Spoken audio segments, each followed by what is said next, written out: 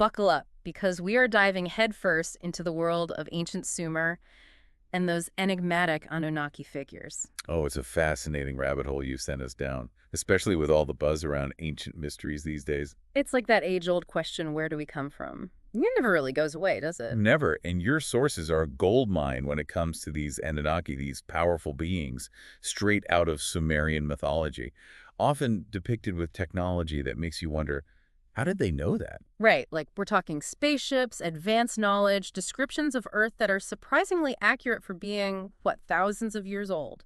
So imagine for those just dipping their toes into Sumerian myths, a celestial dynasty calling the shots in those early days of Earth. And at the heart of it all, a family drama worthy of a primetime TV show. You've got Anu, the big boss, and then his sons, Enlil and Enki, each with their own ambitions, influencing humanity's journey in their own way. It's like a cosmic soap opera with the fate of humankind hanging in the balance. And speaking of drama, one detail in your research stopped me in my tracks. The description of an Anunnaki figure decked out in a fish-like suit and an eagle helmet. What's your take on that imagery? Oh, it sparked endless debate, let me tell you. Some see it as a sign of underwater exploration, maybe even genetic engineering. Imagine an advanced being needing special gear to navigate Earth's oceans or to tinker with the very building blocks of life. It makes you think about just how advanced their tech really was. And then there's that eagle helmet. It just screams power, observation, almost like they were evaluating their creation. It's a powerful image that really underscores the Anunnaki's otherworldly nature, their perceived place above humans. Speaking of, you highlighted this recurring theme of offerings and worship in your sources. It's fascinating, isn't it? The Anunnaki, for all their advancements, still seem to crave recognition, even sustenance from humans. It does make you scratch your head a bit. If they were so advanced, why rely on humans for anything? One source even pointed out the irony of these all-powerful beings needing us to put food on the table because they wouldn't hunt for themselves. It really makes you question what it means to be a divine being, doesn't it? What's the motivation behind demanding worship and offerings? Is it control, dependence, Right. or something else entirely? Right. Like, were they just really hungry space travelers looking for the ancient equivalent of a free lunch? I'm kidding, mostly. But on a serious note, this idea of beings from on high meddling in human affairs, it's not unique to Sumerian texts. This is where the Book of Enoch, a text with its own share of mystery and debate, steps into the spotlight and offers a fascinating parallel to these Anunnaki narratives. Yeah, it's like the ultimate taboo romance, cosmic beings falling head over heels for us mortals, and then boom, you have offspring that shake up the whole order of existence. And those offspring, the Nephilim, they're often portrayed as these giants, basically. Incredible strength, but also a penchant for chaos. One account you shared even mentioned a Nephilim by the name of Marway, said to be plagued by visions of a devastating flood, and then, get this, a stone tablet inscribed with the names Noah, Shem, Ham, and Japheth.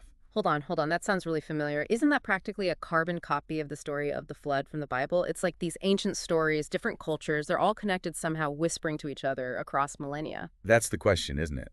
Are these stories echoes of a shared history, maybe twisted and turned over time, or are we hardwired to find patterns even when they're not really there? Makes your head spin thinking about it. But here's a glimmer of hope in all this talk of chaos and destruction. One source you sent mentioned that not all Nephilim were inherently evil. Some actually developed a conscience, felt remorse for their actions, wrestled with guilt, fear, the whole 9 yards. Right. An important detail that often gets lost in the more sensational retellings. It suggests a more nuanced view of good and bad.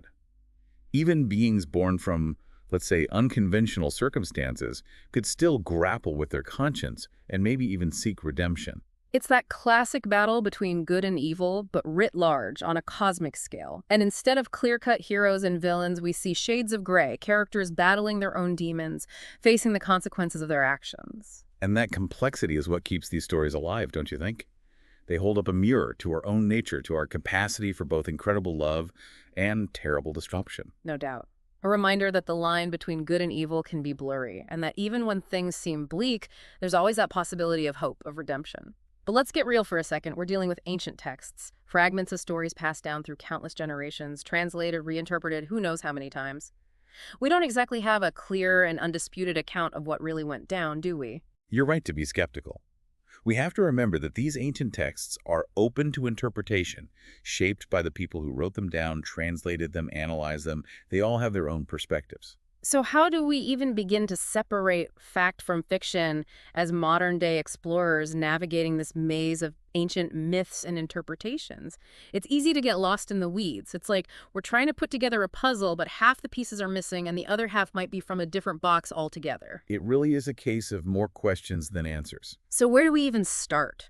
How do we make sense of it all? Well, I think it starts with approaching these narratives, not as historical fact, but as a reflection of something deeper. You mean like how these ancient stories still resonate with us today? Exactly. The themes they explore, the questions they raise, they still speak to something fundamental in the human experience. I mean, look at the popularity of shows like Ancient Aliens, right? People are drawn to these mysteries, these hints of something beyond our understanding.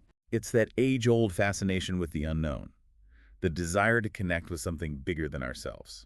But with so much information out there, so many different interpretations, it's easy to get swept away in a sea of speculation. It's true, which is why it's more important than ever to approach these topics with a critical eye.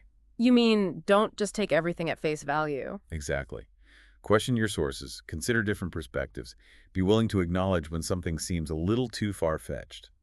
So how do we walk that line? How do we stay curious but also grounded? Especially in a world where misinformation can spread like wildfire. I think it comes down to being mindful of who's presenting the information. What are their biases, their motivations? Are they presenting a balanced view or just pushing a particular agenda? Good advice for just about anything we encounter these days, wouldn't you say? Absolutely. And don't be afraid to be skeptical. Question what you read, what you hear, even what we've discussed today. So, as we wrap up this deep dive into the Anunnaki, the Book of Enoch, all these fascinating threads you've uncovered in your research, what's the one thing you hope our listeners take away from this conversation? Hmm, that's a tough one. I think if there's one thing to remember, it's that the search for meaning, for understanding our place in the cosmos, it's an ongoing journey. There may not be any easy answers, but the exploration itself is where the real value lies. Well said. Keep asking those questions, keep exploring, and keep an open mind. Who knows what incredible discoveries await us just around the corner?